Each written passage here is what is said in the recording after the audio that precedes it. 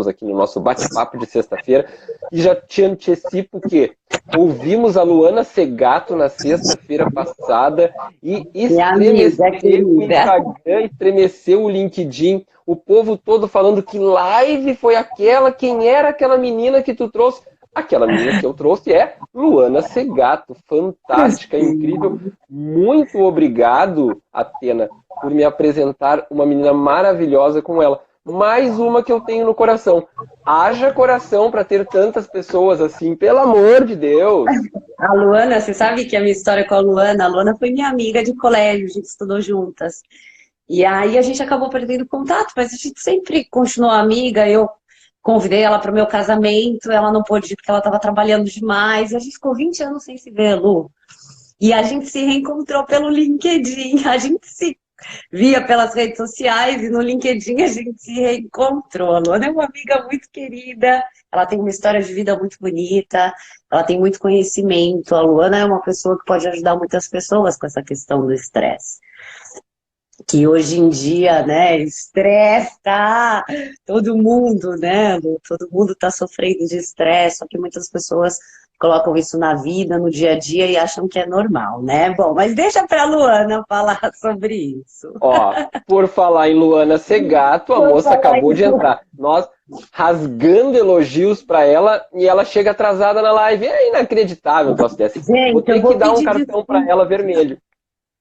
Vou pedir desculpa para vocês de antemão se eu precisar aqui, porque eu tive uma pneumonia essa semana, então eu tô com uma tosse muito forte. Então eu peço desculpas já de antemão. Tô melhor já, mas eu tive uma bela pneumonia. Você já está em franca recuperação, já trouxe esse sorriso maravilhoso para nós. Perfeito. Vou convidar todos que estão aqui para pegar o aviãozinho, marcar todas as conexões de vocês, enviem, convidem os amigos para assistirem essa live maravilhosa, que nós vamos falar de um assunto, porque assim, ó, eu vou fazer uma postagem essa semana falando como é que a gente monta as pautas, para vocês entenderem. Porque as pautas, elas vêm, sabe de quem? De vocês. Elas vêm das dificuldades de vocês, das dores de vocês, dos sofrimentos de vocês. E aí eu e a Atena e a equipe vai conversando, vai trocando. E essa semana eu atendi uma das minhas clientes e ela falando para mim, Luciano, porque eu sofro muito com gordofobia. Porque como é que o Luciano atende as pessoas? Eu não me preocupo se é preto, branco, azul, amarelo. Eu não me preocupo se é alto, baixo, magro, gordo. Se é isso, aquilo, aquilo outro. O que eu atendo? Eu atendo as almas. Eu atendo os corações. Eu atendo as pessoas. E a Atena faz a mesma coisa. Mas nos bastidores a gente troca informação. Lu, o que nós vamos falar essa semana? E aí o Luciano diz o seguinte, olha, eu atendi uma cliente assim, assim, assim, com essa demanda. O que te parece? E ela, amei, vamos falar. Vou fazer uma postagem então sobre isso. Beleza. Eu não é assim que a gente faz, Atena. Sim, com certeza. É assim. Lu, se eu tiver alguma crise de tosse no meio, você começa a falar, tá? Assumo, não tem problema. Eu tô bem ruim ainda, é verdade. Eu gostei muito do tema e na nossa primeira live, quando a gente fez a primeira live juntos, quando você me chamou, né, para fazer uma live, e a gente começou a falar sobre como que é aqui, você me fez muitas perguntas, a gente inclusive falou dessa diferença, né, Lu, cultural mesmo em relação a preconceito. Conta pra mim o que aconteceu com a paciente, pra mim, pra todo mundo, Lu.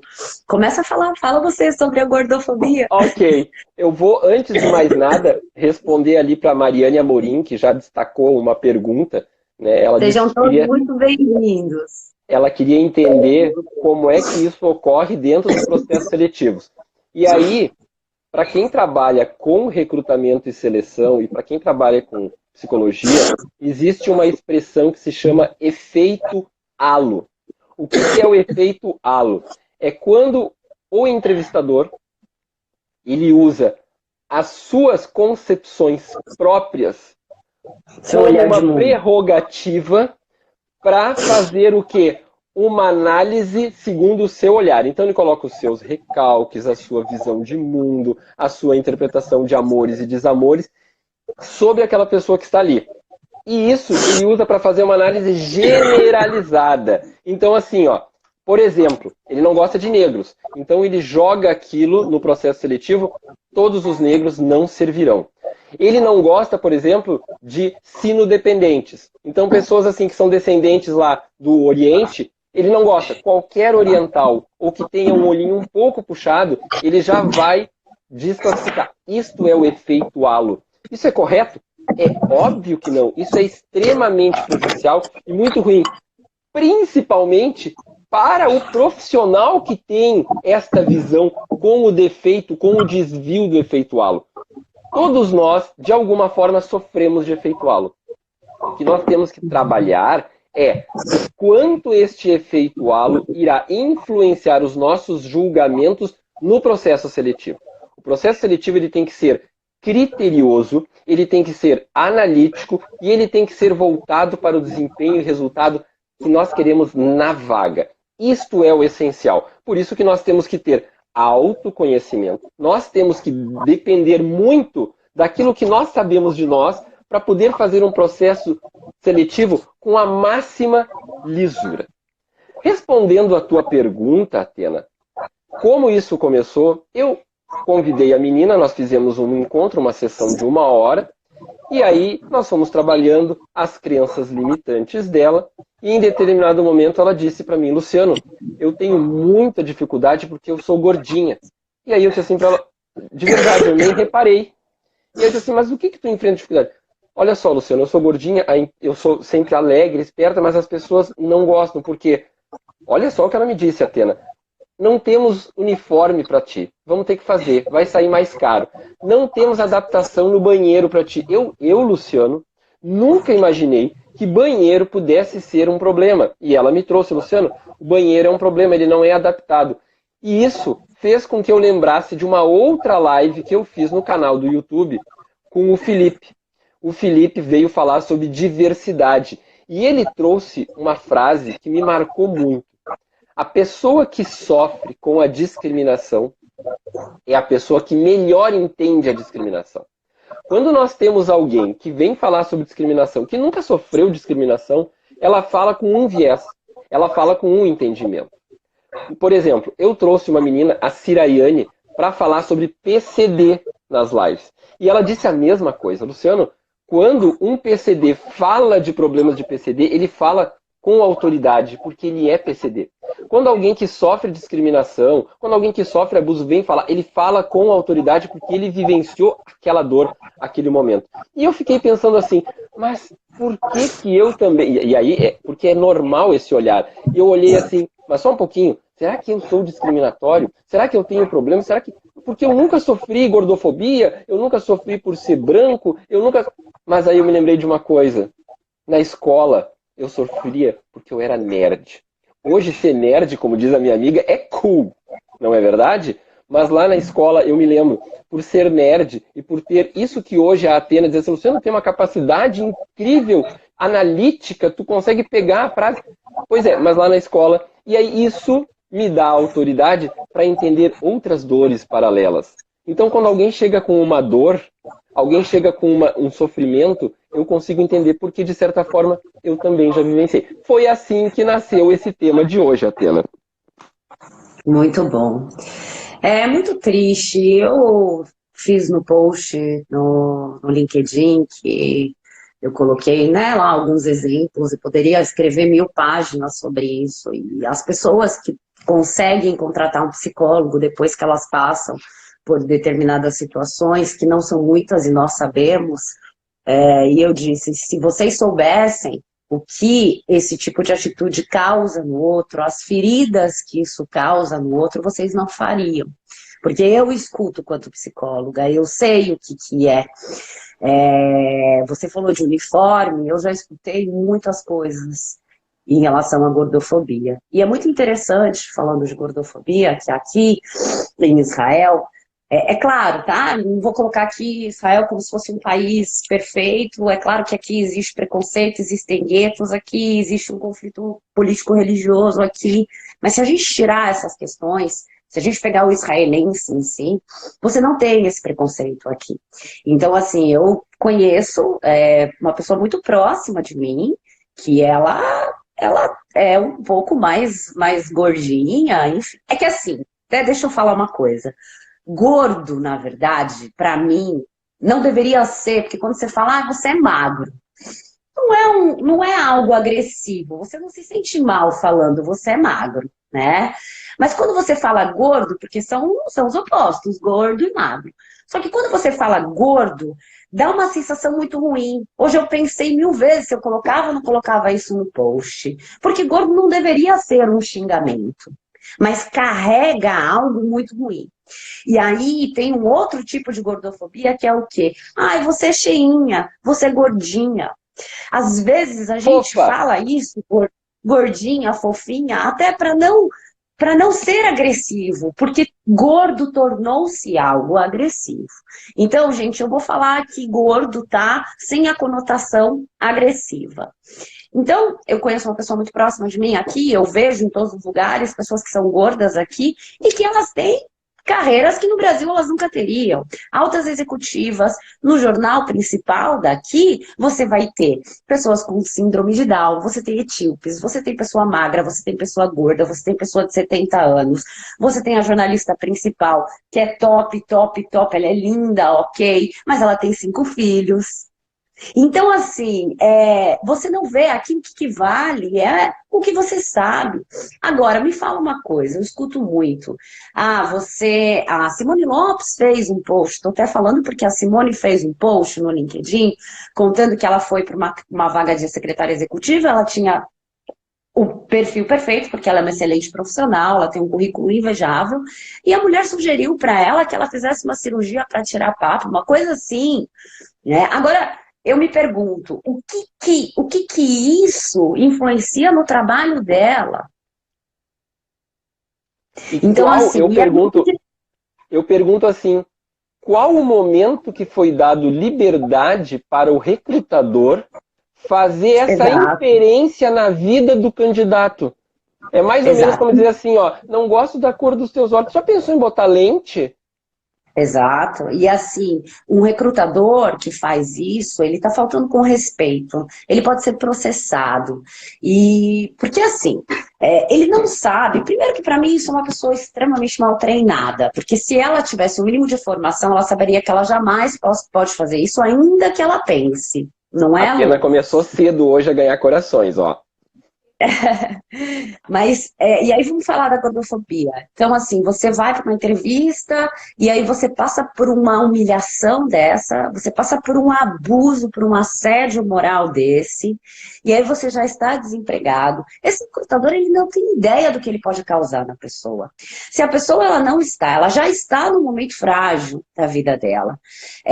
Você pode causar, porque como que ela vai sair dessa entrevista? Ela vai sair se sentindo menor, ela vai sair duvidando dela mesma, ela vai sair insegura, sendo que ela não deveria. Se você pensar na Simone, por exemplo, ela tem um currículo invejável, ela fala 4 línguas, ela jamais deveria passar por isso.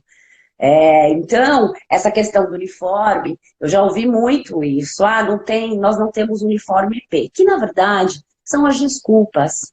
Por que eu disse que normalmente preconceito é algo que não se vê, é algo que se sente? Porque a pessoa gorda, ela sente, às vezes eles falam isso, olha, não tem uniforme, mas isso que eu coloquei, eu escutei de uma pessoa. A pessoa me dizendo que ela foi numa entrevista e a entrevistadora falou para ela: nossa, mas seu currículo é excelente, você tem um rostinho tão lindo. Olha, eu te sugiro que você perca peso e entre em contato comigo de novo, porque a vaga pode ser sua. Matar Exatamente essa assim. recrutadora. Então, assim, você pensar que você só vai conseguir uma vaga se você emagrecer, e aí, voltando aqui falando de Israel, aqui não interessa qual que é o seu peso. Outra coisa, a gente já puxando um gancho para as mulheres aqui. Eu vi você me falou sobre gordofobia, e aí eu coloquei aqui no YouTube, né?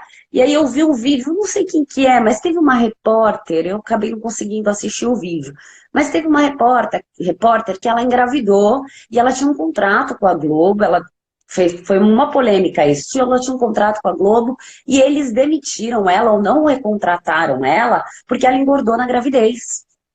Ah, eu vi esse caso. Você viu esse caso? Vi. Não recordo também quem é, mas vi. Isso aqui é um absurdo. Primeiro começa, aí a gente já pode pegar o gancho para falar o que muitas mulheres passam. Quando uma mulher vai para o processo seletivo, ela está numa empresa e ela dá notícia de que ela vai ficar grávida, dependendo do cargo dela, vai ser questionado sim a carreira dela. Se não abertamente, vai ser questionado com o olhar ou vai ser questionado tentando podar. E a cabeça de muitos empresários é o seguinte: ixi, agora a carreira dela foi para o espaço. Ou no processo seletivo, em que, quando o recrutador pergunta, isso eu escutei muito já, estava indo tudo muito bem. E aí, quando eu disse que eu tinha filho, perguntaram, mas qual a idade? Ah, filho pequeno. Ah, e aí você vê que eu estava falando sobre você sente no olhar que você acabou de ser descartado porque você tem um filho.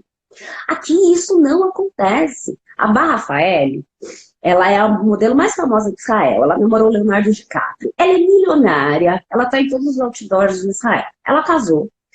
Ela engravidou um ano. 2 meses depois ela estava grávida de novo. Sem brincadeira, ela está com o 3º filho em 3 anos e meio.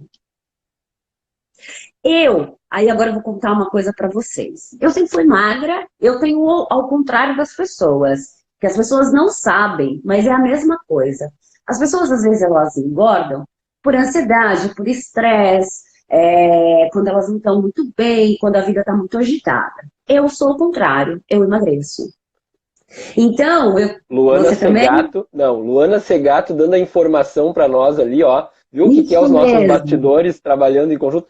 Eu também, eu só emagreço. Eu como feito um condenado, não engordo 1 grama. O pessoal fica louco. Mas onde é que vai tudo isso? Eu digo, pura beleza e inteligência. Eu não como que nem uma louca, não. Eu pulo refeição, eu fiz muito isso na época que eu era muito workaholic, enfim. E é a mesma coisa, dá na mesma. Ou você ser magro demais, ou você ser gordo demais, dá na mesma. As pessoas veem da mesma maneira, mas você está doente, o que está acontecendo? Nossa, enfim. Mas o que eu quero contar para vocês? Vou compartilhar com vocês. Então, eu sempre pesei em torno de 50, 51, 52 quilos. Na minha gravidez, eu tive uma gravidez de muito risco. E eu tive que ficar em casa a gravidez inteira. Eu tive muitos problemas na minha gravidez, tive muitas alterações de hormônio e excesso de líquido amniótico, enfim. Eu engordei 20 quilos na minha gravidez. Eu fui parar em quase 80 quilos. No dia do parto, eu perdi 12. Só que eu fiquei com mais 12 quilos, quase, por mais 1 ano. E aí eu vou contar para vocês, compartilhar com vocês. Só que eu já estava aqui. E eu não sofri pressão de ninguém aqui. Porque se eu estava mais gordinha, se eu não estava mais gordinha, se eu tinha engordado muito, ou se eu não tinha engordado muito. Talvez se eu estivesse no Brasil, eu era uma executiva no Brasil. Talvez se eu estivesse no Brasil, isso teria sido um problema. Ou talvez eu teria me sentido mal. E aqui eu não me senti mal. Por quê? Porque aqui as mulheres, elas não estão preocupadas com isso. Outra cultura. Elas não estão preocupadas se elas estão mais gordinhas, se elas não estão mais gordinhas, se depois do filho elas engordaram um pouco. Jamais uma mulher vai deixar de conseguir voltar para o trabalho dela por isso. Jamais uma mulher vai deixar de ser contratada porque ela teve um filho. É completamente diferente. Então, assim, essa questão da mulher, a mulher sofre muitos preconceitos, né? Mas essa questão da maternidade, eu até fiquei de fazer uma live com o Eric, com uma mãe, acabei nem fazendo, eu preciso fazer. A gente vê muito isso no Brasil, nos processos seletivos. No canal do YouTube, eu fiz uma live com uma menina que é especialista em maternidade e reingresso da mãe ao mercado de trabalho. E na oportunidade ela falou, é muito difícil aqui no Brasil, porque o pessoal olha como assim, não vai mais ter condições agora de trabalhar, porque vai focar só no filho. E o que eu sempre digo, e o que eu sempre apoio nas minhas mentorias que eu faço sobre treinamento de entrevista. Quando o recrutador te perguntar, tem filho? Responde, tenho e tenho rede de apoio. Por quê? Porque é isso que o recrutador quer ver. Que o teu filho, por incrível que pareça, como se ele não tivesse tido mãe, né? Que o teu filho não vai ser um problema para impedir a tua produção. Tu vai continuar produzindo. Então, o que tu tem que chegar na entrevista e dizer assim? Tenho filho, tenho marido, ou tenho mãe, ou tenho sogra, eu tenho uma rede de apoio, a creche, sei lá o quê, mesmo que tu seja mãe solteira ou mãe sozinha, tu chega e diz, tenho rede de apoio, porque é isso que ele quer entender.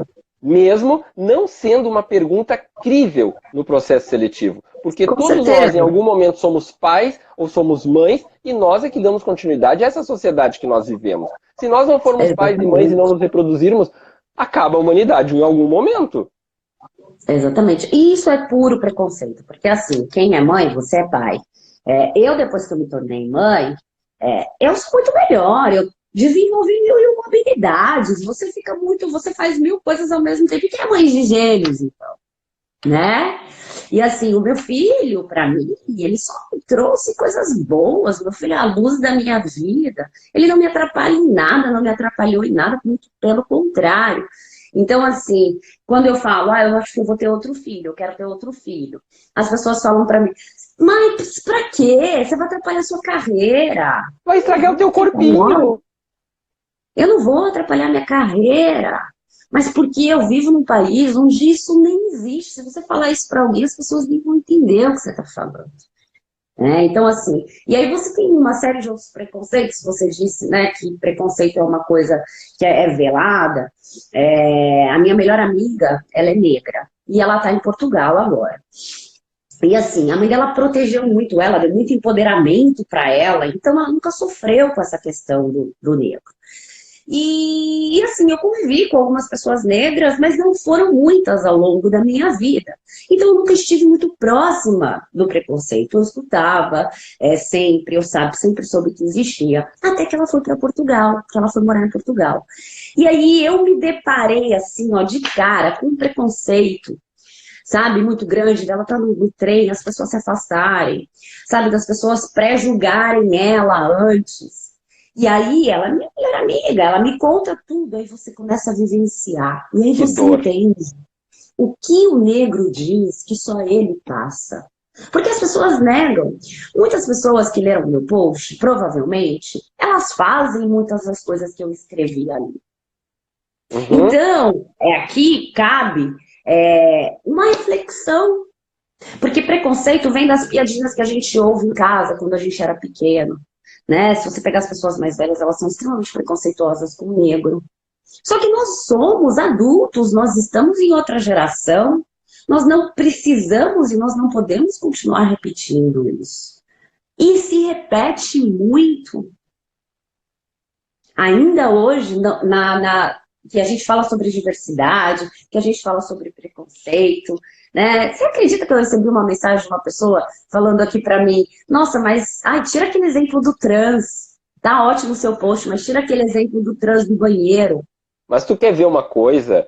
Eu, quando fiz a live no ano passado sobre um tema muito delicado, que era o abuso dentro da empresa, eu fiz uma live eu não me lembro com quem agora, mas eu fiz uma live falando sobre sexo dentro da organização. Uhum. E em determinado momento, uma pessoa veio no meu LinkedIn, mandou um texto enorme, criticando aquele tipo de assunto que não devia ser abordado. Quando, na verdade, tu que é psicólogo e trabalha, e eu que gosto do tema, sempre digo, Freud, cura-te pela palavra. Se nós não falarmos nos temas, nós empoderamos, e eu não gosto dessa palavra, eu gosto de usar fortalecemos, né? Nós fortalecemos o assediador, nós fortalecemos a pessoa que é abusiva, quando na verdade nós temos que falar e tem que ser o mais claro possível, mesmo que a gente erre, porque errar é humano. Tá, eu não sabia, então tu me educa como é a linguagem correta e eu vou aprender a falar, obrigado. Porque é assim que se processa. Agora, se eu sofro o abuso, se eu sofro o assédio e eu fico calado, eu sou cúmplice, eu sou conivente com o assediador, com o abusador. Por quê? Porque eu reforço, eu empodero, ele se sente, ninguém fez nada, posso continuar. E aí continua com a piadinha, continua com a brincadeira, e a pessoa, ali no gordinho, ali no careca. Normal, gente, é tanta coisa, tão normal, tão cotidiana, tão corriqueira, que nós não percebemos que está na cultura e está enraizada. A questão só do abuso, eu só vou falar uma adendo aqui, tá? Quando eu fiz um vídeo sobre assédio sexual, assédios, e aí eu falei sobre assédio sexual. E eu recebi 3 mensagens de 3 pessoas me contando o que elas passaram no trabalho. E que elas não tinham coragem de colocar ali no LinkedIn, porque elas não queriam se expor, certíssimo, super concordo com elas. Existe, quanto a assédio sexual, principalmente, medo. Porque as pessoas, elas têm muitos preconceitos quando uma mulher ou um homem é assediado. Eu tenho uma pessoa muito próxima de mim, um homem, que foi assediado pela dona da empresa, assediado sexualmente. E quando ele contava, às vezes ele contou para uma ou 2 pessoas, as pessoas davam risada. Por quê? Porque é homem. Né? Então, assim, e isso mulheres... é hipocrisia. Isso é hipocrisia. Porque, na verdade, o homem ser cantado tem que ir lá pegar a mulher. Agora, a mulher ser cantada é vítima. Não, todos sofremos o assédio. E nós não podemos ficar no papel de vítima, nós temos que ir para frente, crescer. Ou é vítima, ou ela é culpada. Vou contar para vocês aqui uma coisa que aconteceu comigo. Uma vez, eu trabalhava com uma pessoa e a pessoa me assediou. Ela me assediou mesmo. A gente entrou numa sala, ela fechou a porta e ela falou, nossa, esse sofá aqui não tá, nossa, esse sofá, não sei o que. Uma pessoa que eu tinha asco. Eu não gostava daquela pessoa, só que ele era o queridinho do dono da empresa. E aí, foi um dos meus primeiros empregos. E aí, eu falei pra ele. E aí, o que ele fez? Ele fechou a porta, sem eu ver, aí ele pegou a chave na mão e falou pra mim, a chave tá aqui na minha mão, o que você acha? Não sei o que. Eu falei pra ele, ou você abre essa porta, da onde... Eu tremia por dentro, eu fiquei morrendo de medo. Aí eu falei pra ele, ou você abre essa porta agora, ou eu vou acabar com a sua vida. Como eu vou fazer isso, eu não sei. Mas eu vou acabar com a sua vida. Eu saí de lá, eu tremia. Eu liguei para o meu chefe.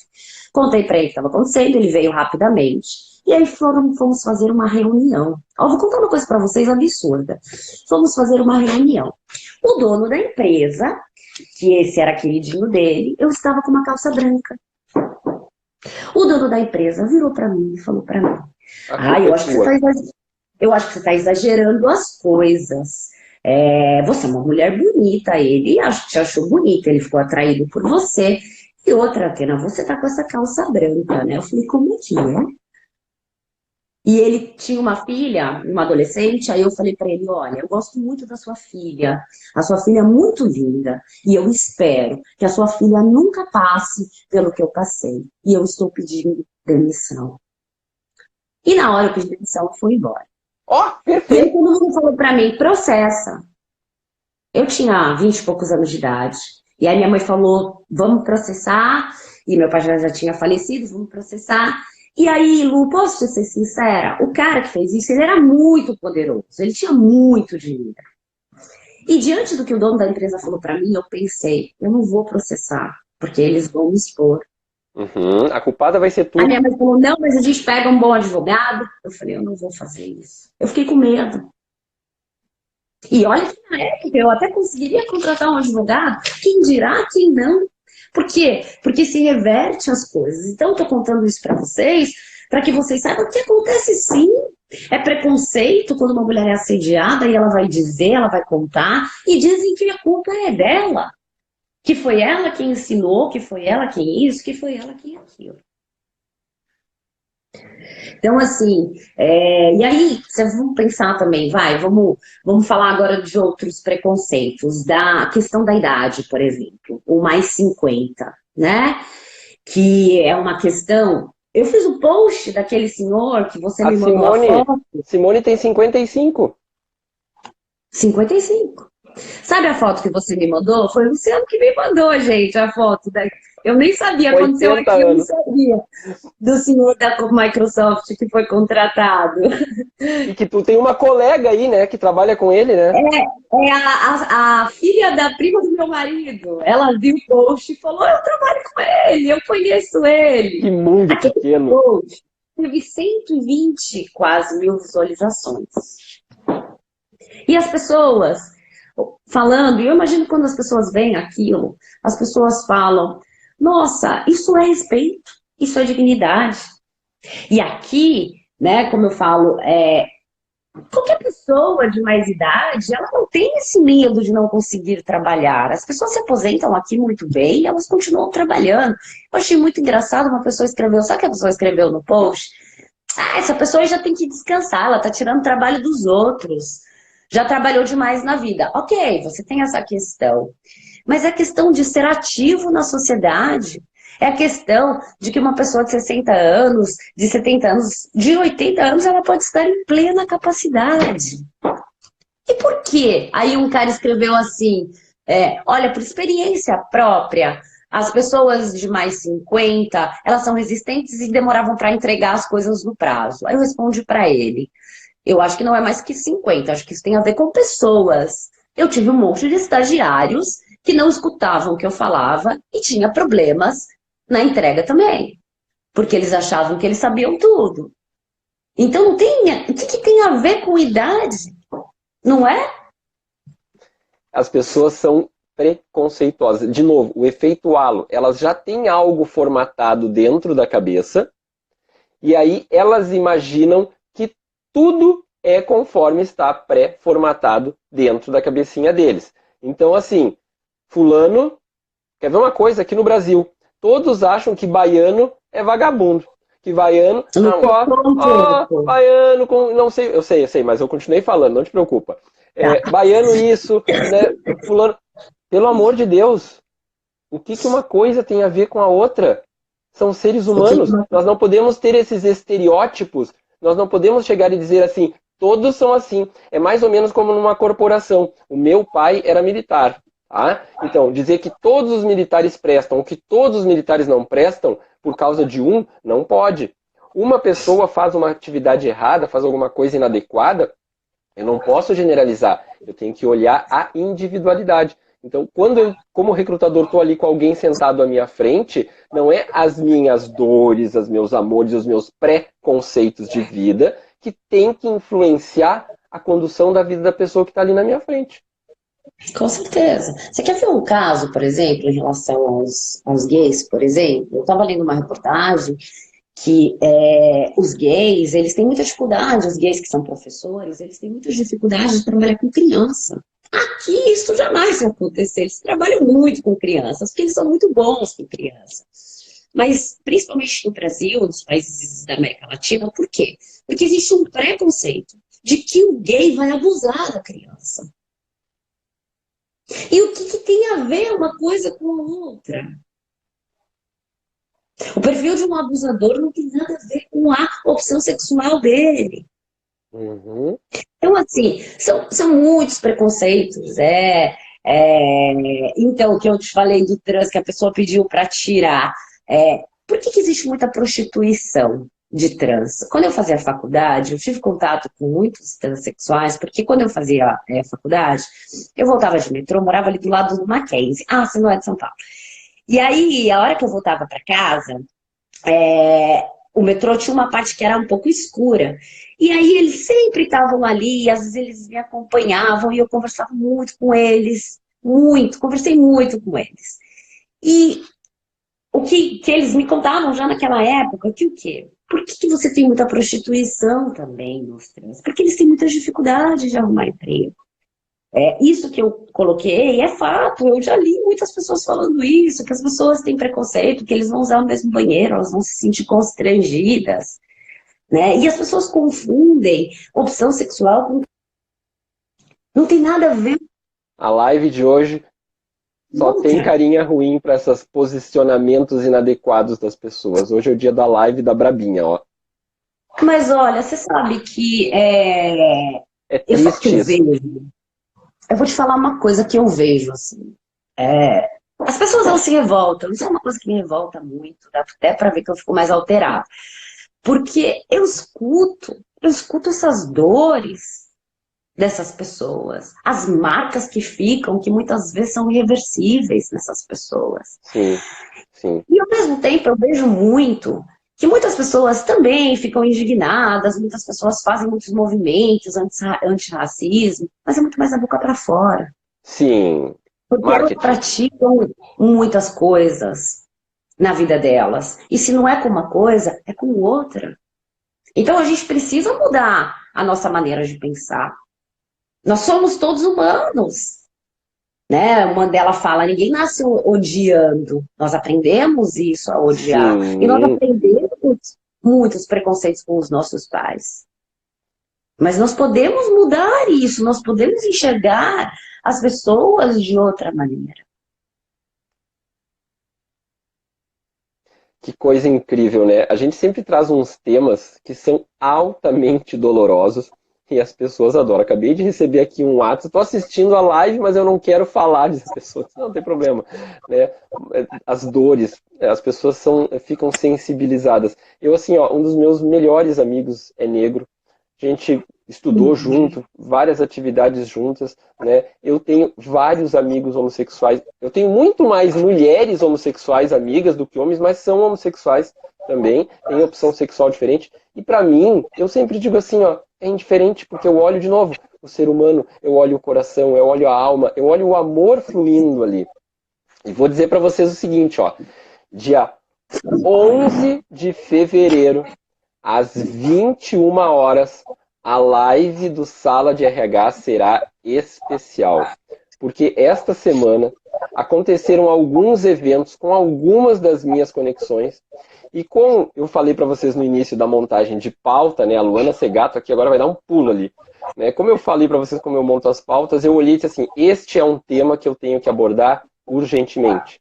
E aí, no dia 11 de fevereiro, às 21 horas, o tema no Sala de RH será tchan, tchan, tchan, tchan, assédio no LinkedIn.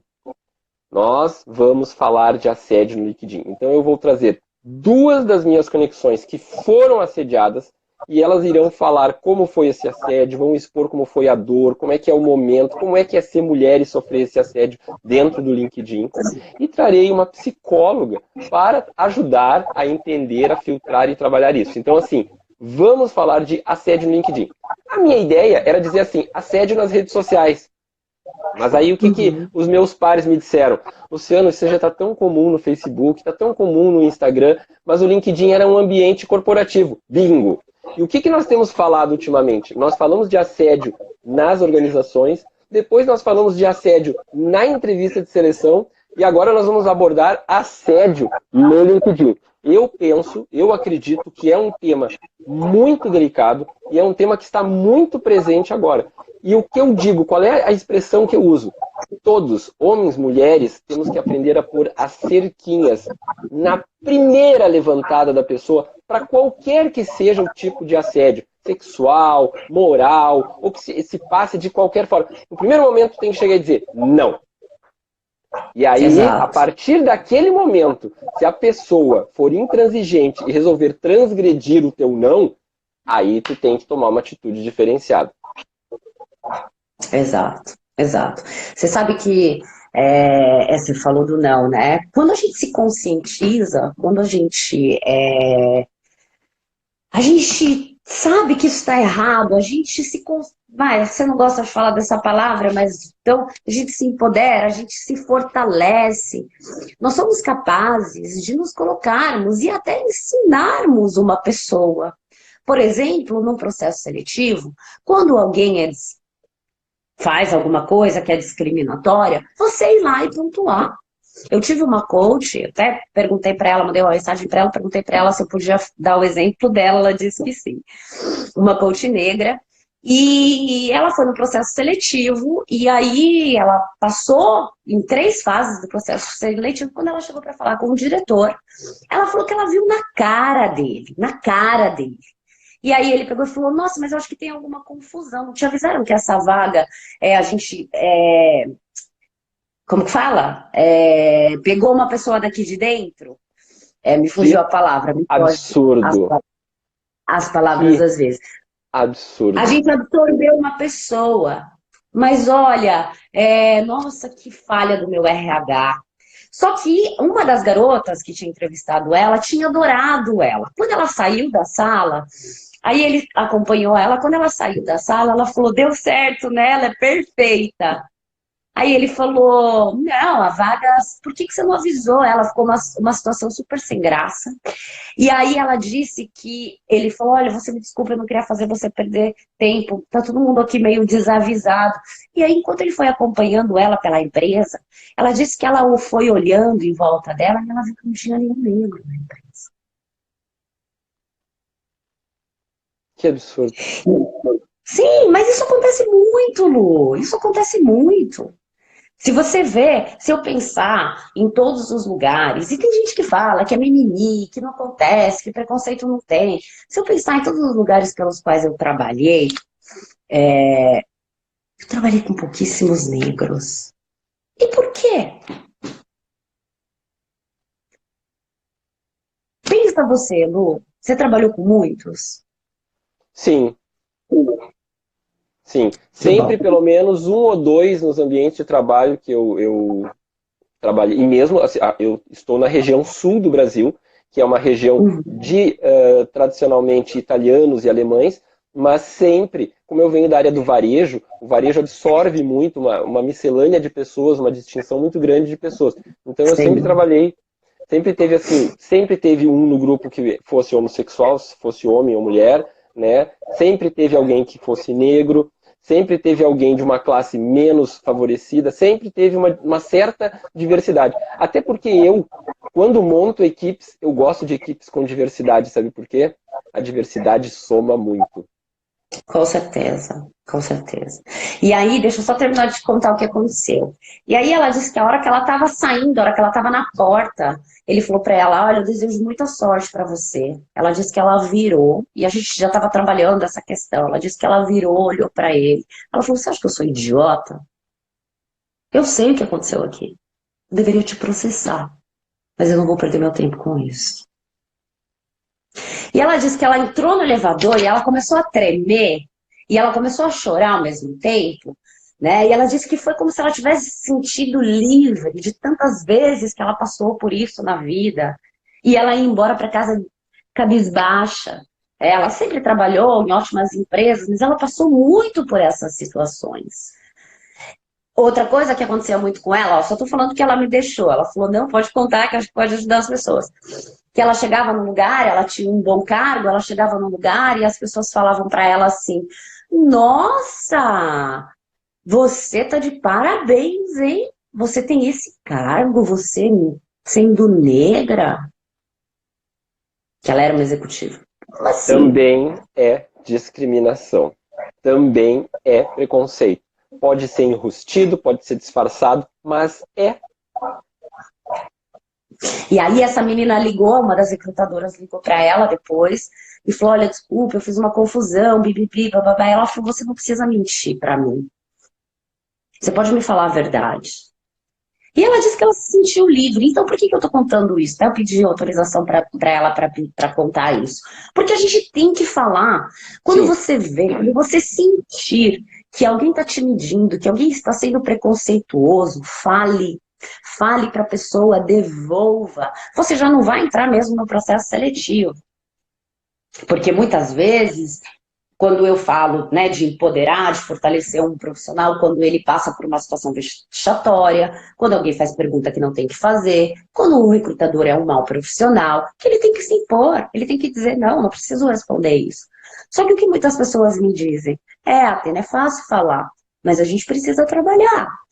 Então, assim, uma garota uma vez disse no LinkedIn, até arrumei meio que uma confusão com ela, assim, confusão assim, que eu disse pra ela, eu discordo completamente de você, né, desculpa, porque ela escreveu, quando alguém te fizer perguntas vexatórias, perguntar da sua família, pode fazer a pior pergunta do mundo, faça a cara de planta e finge que é a melhor pergunta do mundo. E eu disse pra ela, não. E ela disse, essa é a realidade da vida. Eu falei, ela só pode até ser a realidade da vida. Na real, ela falou, essa é a real. Pode até ser a real, mas se você souber que aquilo está errado, isso não está certo. Isso está errado. E aí as Tem pessoas que falam se para mim, posicionar, tem que colocar a cerquinha, tem que dar o não na hora. Olha, essa tua atitude me deixa desconfortável. Ou, olha, com essa tua atitude eu não me sinto bem. Eu gostaria que tu reconsiderasse teu ponto de vista. Ou, né? A pessoa tem que Exato. sentir. Ela tem que sentir, tem que largar um torpedo. Pode ser hiper educado. Eu sempre digo, tu não precisa ficar alterado e bater na pessoa com a cadeira. Tu simplesmente olha, te posiciona e diz: olha, esse teu comportamento é inadequado, eu não me sinto bem com ele. Tu queres reconsiderar? Pronto, tá dado o recado, tá posta a cerquinha. Exatamente. E se você não conseguir fazer isso, ainda que você fique no processo seletivo, como muitas pessoas falam, poxa, mas eu preciso do trabalho, então eu sou obrigada a aguentar. Ok, eu não vou discutir isso. Muitas vezes você precisa, só quem está desempregado que sabe as necessidades e as dificuldades que está passando. Mas só o fato de você saber que isso está errado, que você foi entrevistado por um mau profissional, isso já te faz bem. Então, quanto mais a gente falar, quanto mais a gente abordar esse tipo de assunto, conscientizar as pessoas do que é o certo e do que é errado. Tu sabe, Atena, na outra semana eu fiz uma live e aí eu citei 3 coisas importantes para essas situações quando é o recrutador a pessoa inadequada. Quando o recrutador for a pessoa inadequada, a primeira coisa que a pessoa faz é posiciona para ele, né, de uma forma elegante. Não funcionou, tu sai. Geralmente as empresas têm um processo de ouvidoria. Denuncia na ouvidoria. Denunciou na ouvidoria, denuncia no MTE, Ministério do Trabalho e do Emprego. Depois de denunciar no MTE, denuncia no MPT, Ministério Público do Trabalho. Por quê? Muitas vezes tu sofreu esse assédio e mais 50 sofreram assédio, mas ninguém falou. E aí o cara continua empoderado, a mulher lá continua empoderada. Então, quando um denuncia, no mínimo, há um olhar. E aí a empresa diz assim, ó, sou eu o dono da empresa, ou sou eu o RH, e aí diz assim, o meu recrutador ali fez isso. Eu acho que a Atena estava com raiva porque não passou. Beleza. Mas aí vem o seguinte, e diz a mesma história. No mínimo eu ligo o sinal amarelo e digo assim, 2 pessoas? Eu vou imaginar o seguinte, coincidência. Mas aí vem um terceiro. Com 3 pessoas, eu não posso dizer que foi a tua raiva, eu não posso dizer que foi coincidência. Eu tenho que, no mínimo, imaginar que alguma coisa está acontecendo. E aí eu tenho que prestar atenção no processo para ver se realmente aquilo procede. Eu não posso virar as costas, senão eu serei conivente com isso. Exatamente, exatamente. A gente tem que se posicionar, não adianta. Nós temos que nos posicionar, nós temos que nos conscientizar de que tem muitas coisas que estão erradas. E aos recrutadores, eu já fiz muitas colocações no LinkedIn, né? Os recrutadores, muitos já ficaram muito bravos comigo, inclusive, falando que existe uma demanda muito grande. Eu sei que existe uma demanda muito grande. Existe muitos currículos, é claro, mas você tem que se organizar. Você vai trabalhar com recursos humanos, você tem que ser no mínimo humano. Você tem que se organizar para dar o mínimo de feedback para as pessoas. Poxa, se você está com uma deficiência quanto a fazer perguntas, vai estudar um pouco. Vai ver o que pode e o que não pode se falar. Você não pode falar determinadas coisas para uma pessoa. Você não pode desprezar uma pessoa, ofender uma pessoa, se a gente pensar aí, por exemplo, em relação aos preconceitos. Outra coisa aqui em Israel, por exemplo, as mulheres são pilotas. Eu vi que o Fernando escreveu aí que o primeiro piloto israelense negro, né? As mulheres são pilotas, as mulheres elas ocupam cargos aqui altíssimos, elas são poderosíssimas. Então, assim, é muito importante a gente saber que não adianta você ter esse discurso de que, porque diversidade, porque, olha, eu vejo muito, sinceramente, eu vejo muita hipocrisia, sabe? Marketing, diversidade, inclusão, marketing. E aí você vai para a empresa do cara, entendeu? Você não tem diversidade nenhuma. Eu ia falar aqui em Israel, por exemplo, a questão do deficiente físico é lei. Só que não é lei igual no Brasil. No Brasil não é toda empresa que tem deficiente físico. Aqui tem. E aqui não só tem, como as praias são adaptadas para eles. Eles recebem todo o apoio do governo, para tudo. Então, assim, as empresas do Brasil, elas têm as cotas para deficientes. Não deveria ser nem cotas para deficientes, não deveria nem ser lei isso. As pessoas simplesmente elas deveriam ser incluídas. Porque uma pessoa ela é deficiente, mas ela não tem nenhuma incapacidade. Tu quer ver uma coisa? Para quem não sabe e não prestou atenção, o logo do Sala de RH, depois vocês olhem com carinho. Vocês já prestaram atenção no logo do Sala de RH? Ele diz Sala de RH. Dentro do R tem um sinalzinho de mais e dentro do H tem um sinalzinho de menos. E sabe o que isso quer dizer? Mais humanos, menos recursos. Ou seja, menos no R e mais no H. Tá lá. R com o menos, para ser menos recursos e sermos mais humanos. Nunca ninguém me perguntou, não sei o que é esse mais, o que é esse menos. Nunca ninguém falou. Mas tá lá, faz um ano que tem o Sala de RH, mas tá no logo, para que as pessoas percebam. E, de novo, nós temos que dar voz a essas questões. E isso que tu tem trazido aí, Atena, é uma questão assim, ó, é cultural. Nós deixamos de ser humanos. Nós não precisaríamos de leis. Mas por que nós precisamos de leis? Porque nós temos dificuldade de nos comportarmos como humanos. Nós temos dificuldades, é uma que nós mais fazemos aqui na Sexta-feira, eu e tu, conversar sobre convivência. Nós temos muitas dificuldades de conversar sobre como conviver com o meu cônjuge, de como conviver com o meu filho, de como conviver com o meu colega de trabalho, de como conviver com qualquer pessoa dentro do condomínio. Por quê? Sim. Porque às vezes nós temos dificuldade, tu que é psicólogo sabe bem disso, de conviver conosco mesmo, né? E aí nós jogamos para fora esses, eu vou dizer dessa forma, esses recalques e que aumentam sobremaneira as dores e os sofrimentos. Tu estava lendo ali o que escreveram ali, porque eu estou vendo que alguém escreveu. A Mariana fez uma pergunta aqui, ela contou aqui, ó. Um dia eu fiz uma entrevista. Não pode ser Não é dessa forma. É uma das coisas que a gente mais bate em cima. Não é interrogatório. É uma conversa informal. Olha o que ela falou. Saí de lá me sentindo uma má profissional. Ou seja, você é um bom profissional. O recrutador, um mau recrutador, tá, Mariana? Quem é mau profissional é a recrutadora ou o recrutador, não é você. É muito importante você saber disso, Mariana. Se você passar por isso de novo. Porque uma entrevista, as pessoas... É como feedback. As pessoas, elas confundem. Você estava falando sobre visão de mundo, você olhar com os seus olhos, com os seus preconceitos. As pessoas, elas confundem, às vezes, um processo seletivo e um feedback com o quê? Com a questão pessoal. Você não está ali, o recrutador não está ali para saber da sua vida pessoal. Sua vida pessoal, ela é sua. O recrutador não tem que saber. Ele vai perguntar para você, você tem família? Sim, tem. Tem filho? Sim, tenho. É um problema um filho para você? Quem te pergunta isso? Isso está errado. Mas se pergunta Totalmente. E aí você fala. A gente tem que ensinar as pessoas a falarem isso que você falou. Olha, mas eu tenho uma rede de apoio.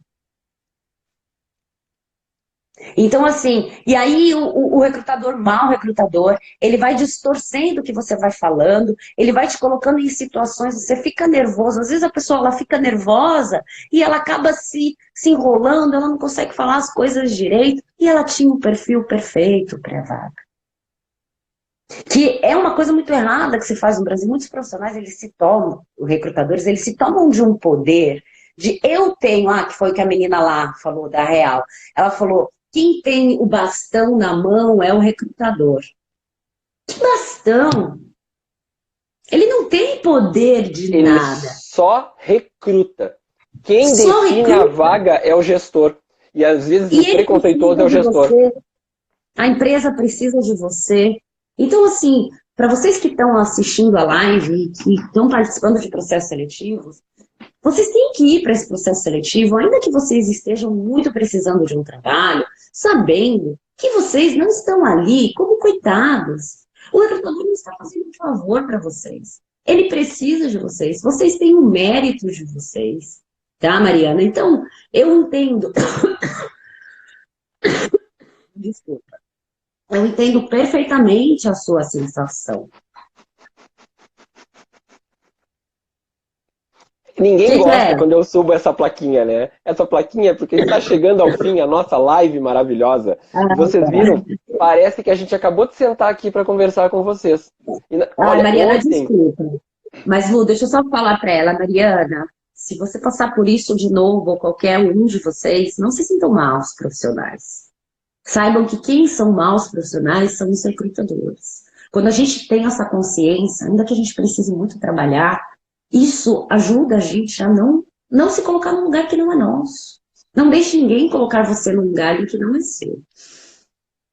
Isso para todos os preconceitos. Aprendam, quando vocês passarem por qualquer tipo de preconceito, a falar. Por que eu falei um dia, se você não abrir essa porta, eu vou acabar com a sua vida? Porque eu tinha muito claro para mim que o que eu pudesse fazer, eu faria, e para ele não fazer nada comigo, que aquilo estava errado. E que eu ia denunciar ele, que eu ia fazer o que fosse. A gente precisa ter essa segurança de falar para a pessoa como essa minha coach falou. Essa minha coach falou. Eu sei o que você está fazendo. Eu fico Ai, brava. obrigado, Eliane. A Eliane que assiste. Mas olha só, talvez essas lives do Insta migrem para o YouTube para facilitar a vida de vocês, porque nem todo mundo tem Instagram e o YouTube dá para acessar de outra forma. Então nós vamos fazer uma experiência. Olha a Bianca entrando aí. Vamos fazer uma experiência testando uma das nossas lives para ver como vocês se sentem dentro do YouTube e aí a gente vê. Ok? O nosso horário acabou hoje. Mas vocês sabem, nós Gente, estamos à rapidinho, disposição. vamos contar para as pessoas o que aconteceu. A gente decidiu fazer uma oficina por conta dessas lives. As pessoas procuram a gente, as pessoas pedem, e a gente não estava dando conta. E aí a gente fez uma oficina. Gente, fecharam umas 3 vagas rapidinho. Eu acho que é a Eliane que está aí também, ela não conseguiu, a Eliane, ela não conseguiu, não deu tempo. Quando ela foi fazer, já tinham fechado as vagas. A gente vai tentar. Mas nós já descobrimos um caminho. Nós vamos anunciar para vocês durante a semana. Já descobrimos um caminho. Diminua a ansiedade. A gente está encontrando uma agenda, né, Lu? Afinal de contas, a gente tem que trabalhar, né, Atena? Agora, a gente fica muito feliz. Eu tô com um projeto novo aí, depois eu conto. Eu fico muito feliz em ver que nós estamos conseguindo estender as nossas mãos e abrir o nosso coração para acolher essas pessoas todas. E construindo grandes parcerias e criando grandes laços de amizade. E a live está terminando que o Instagram já me avisou aqui. Gente, é sempre muito bom vocês todos aqui. Beijo. Foto, Lu. Foto! A fotinho. Faça uma fotinho. Tem 10 segundos. 9, 8... Outra coisa, se vocês quiserem mandar mensagem pra gente, pode mandar contando o que aconteceu, que vamos responder, tá? Beijo, gente. Bom fim de semana. Tchau, Lu. Obrigada.